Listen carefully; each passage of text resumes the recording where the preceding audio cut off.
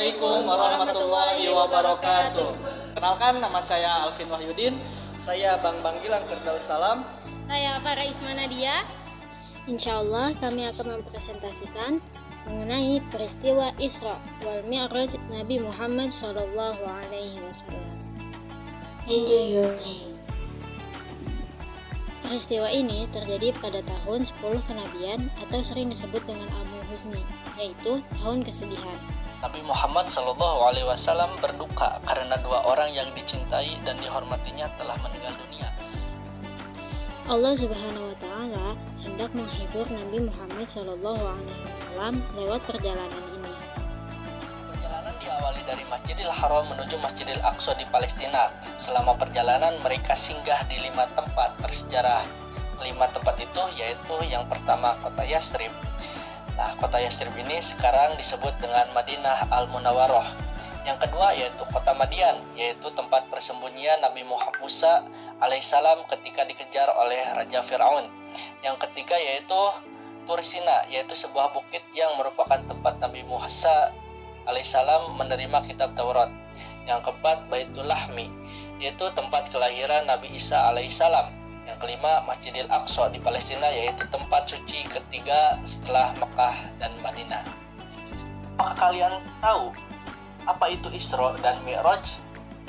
Nah, pengertian Isra Mi'raj. Isra adalah perjalanan Nabi Muhammad SAW pada malam hari dari Masjidil Haram ke Masjidil Aqsa. Masjidil Haram berada di kota Mekah, sedangkan Masjidil Aqsa berada di Yerusalem atau Palestina. Nah, adapun Mi'raj adalah perjalanan Nabi Muhammad SAW dari Masjidil Aqsa ke langit ketujuh sampai di Sidratul Muntaha. Di sana Rasulullah Shallallahu Alaihi Wasallam menghadap kepada Allah Subhanahu Wa Taala.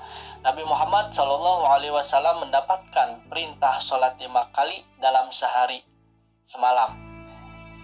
Kisah Isra Mi'raj tercantum dalam Quran surat Al-Isra ayat ke-1 yang berbunyi, Bismillahirrahmanirrahim. Subhanalladzi asra bi'abdihi laylan minal masjidil haram ilal masjidil aqsa alladzi barakna hawlahu linuriyahu min ayatina innahu huwas sami'ul basir. Yang artinya Maha Suci Allah yang telah memperjalankan hambanya Muhammad pada malam hari dari Masjidil Haram ke Masjidil Aqsa yang telah kami berkahi sekelilingnya agar kami perlihatkan kepadanya sebagian tanda-tanda kebesaran kami. Sesungguhnya Dia Maha mendengar, Maha melihat. Beberapa kisah tentang Nabi Muhammad SAW berjumpa dengan para nabi di langit. Di langit pertama, Nabi Muhammad SAW berjumpa dengan Nabi Adam alaihissalam. Beliau memberi hormat kepada Nabi Adam alaihissalam. Di tempat ini pula semua makhluk memuji Allah Subhanahu Wa Taala. Pada langit kedua, Nabi Muhammad SAW bertemu dengan Nabi Yahya alaihissalam dan Nabi Ishaq alaihissalam. Pada langit ketiga bertemu dengan Nabi Yusuf alaihissalam. Pada langit keempat bertemu dengan Nabi Idris alaihissalam. Dan pada langit kelima bertemu dengan Nabi Harun alaihissalam. Pada langit keenam Rasulullah SAW berjumpa dengan Nabi Musa alaihissalam. Pada langit ketujuh bertemu dengan Nabi Ibrahim alaihissalam. Selama perjalanan Isra dan Mi'raj, Nabi Muhammad SAW diperlihatkan berbagai macam kekuasaan Allah. Adapun kejadian-kejadian yang diperlihatkan kepada Nabi Muhammad SAW saat melakukan Isra dan Mi'raj diantaranya sebagai berikut. Yang pertama, Nabi Muhammad SAW melihat orang memanen padi terus-menerus. Beliau pun bertanya kepada malaikat Jibril, "Siapakah mereka itu, wahai Jibril?" Jibril menjawab, "Mereka ibarat umatmu yang gemar beramal sodakoh, yang kemudian mereka akan terus-menerus memetik pahalanya dari Allah saat di akhirat kelak." Yang kedua, Nabi Muhammad SAW melihat orang yang terus-menerus memukul kepalanya sendiri. Beliau pun keheranan dan bertanya kepada malaikat Jibril, "Siapa mereka itu, wahai Jibril?" Jibril pun menjawab, "Mereka adalah perumpamaan umatmu yang enggan mendirikan sholat, yang kelak akan menyesal dengan memukuli kepalanya sendiri terus-menerus walaupun mereka merasakan sakit." Dan yang ketiga, Nabi Muhammad SAW melihat orang yang di hadapannya terdapat dua hidangan, sebelah kanannya hidangan busuk dan sebelah kirinya hidangan yang baik dan lezat. Namun orang itu malah memilih hidangan yang busuk ketimbang hidangan yang lezat. Nabi Muhammad SAW pun bertanya kepada malaikat Jibril, "Siapa mereka, wahai Jibril?" Jibril pun menjawab, "Wahai Rasulullah SAW, mereka itu perumpamaan umatmu yang suka membiarkan nafsunya melakukan pekerjaan yang buruk dan dosa daripada beramal yang baik dan berpahala." Setelah itu, Nabi Muhammad SAW naik lagi sampai di Sidratul Muntaha. Di tempat ini ada berjuta-juta ruh malaikat. Kemudian beliau naik lagi ke Arsy bertemu dengan Allah Subhanahu wa Ta'ala. Beliau merasa sejuk, tenang, damai, dan nikmat. Allah memerintahkan Rasulullah SAW untuk melaksanakan sholat 50 kali sehari semalam. Kemudian beliau turun dari Arsy. Begitu turun ke langit, beliau bertemu dengan Nabi Musa alaihi salam. Nabi Musa alaihi salam meminta Nabi Muhammad SAW kembali kepada Allah untuk meminta pengurangan jumlah sholat. Nabi SAW pun kembali. Jumlah sholat dikurangi menjadi 40 kali.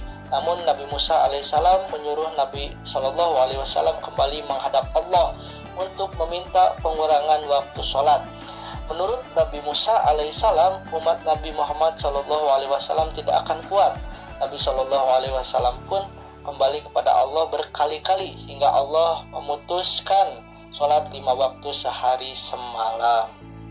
Harinya Nabi Muhammad SAW pergi ke masjid dan menyampaikan pengalaman Isra Mi'raj kepada orang-orang, namun banyak yang tidak mempercayainya. Orang-orang musyrik menuduh Nabi Muhammad SAW sebagai pembohong. Banyak orang Islam kembali murtad. Ada pula yang menemui Abu Bakar. Abu Bakar pun pergi menemui Nabi Muhammad SAW. Ia menanyakan peristiwa Isra dan Mi'raj. Kemudian Nabi SAW membenarkannya dan Abu Bakar pun mempercayainya. Nabi Muhammad SAW menjuluki Abu Bakar dengan sebutan As-Siddiq. As-Siddiq artinya orang yang membenarkan kata-kata Nabi Muhammad SAW. Hikmah dari peristiwa Isra Mi'raj Nabi Muhammad SAW. Adapun hikmah yang terkandung dalam peristiwa Isra Mi'raj yaitu sebagai berikut. Yang pertama, melalui Isra Mi'raj, Allah Subhanahu wa Ta'ala hendak menghibur dan memuliakan Nabi Muhammad SAW, karena pada tahun itu Nabi Muhammad ditinggalkan oleh dua orang yang ia cintai, yaitu pamannya Abu Thalib dan istri tercintanya yaitu Khadijah. Kemudian yang kedua, Allah Subhanahu wa Ta'ala menunjukkan kekuasaannya yang besar. Ia menciptakan alam yang sangat luas. Di antara ciptaannya ialah 7 lapis langit, Arsy, surga, neraka, Sidratul Muntaha, dan sebagainya dalam kisah tersebut. Kemudian yang ketiga, dengan peristiwa Isra Mi'raj, umat Islam diwajibkan sholat 5 waktu dalam sehari semalam. Sholat adalah ibadah untuk mendekatkan diri kepada Allah. Selain itu, sholat merupakan ibadah yang pertama kali akan dihisab oleh Allah Subhanahu wa Ta'ala pada hari kiamat. Kemudian yang keempat, hikmah dari peristiwa Isra Mi'raj adalah Nabi Muhammad SAW bertemu dengan arwah para nabi di Baitul Maqdis. Mereka sholat berjamaah dan Nabi Muhammad SAW menjadi imam. Hal ini menunjukkan bahwa agama yang dibawa Rasulullah SAW merupakan penyempurna dan penutup. Kemudian yang kelima, Nabi Muhammad SAW melihat penghuni neraka karena perbuatannya di dunia. Hal ini menjadi pelajaran bagi kita semua bahwa apapun yang kita lakukan akan sebanding dengan balasan apa yang kita terima. Kemudian yang keenam, Allah Subhanahu wa taala ingin menguji kepada para pengikut Nabi Muhammad mana yang benar-benar beriman dan mana yang tidak beriman. Misalnya, keimanan yang diperlihatkan oleh Abu Bakar As-Siddiq yang percaya terhadap Isra Mi'raj Nabi Muhammad SAW. Sekian dari kami, wabillahi taufiq wal hidayah. Wassalamualaikum warahmatullahi wabarakatuh.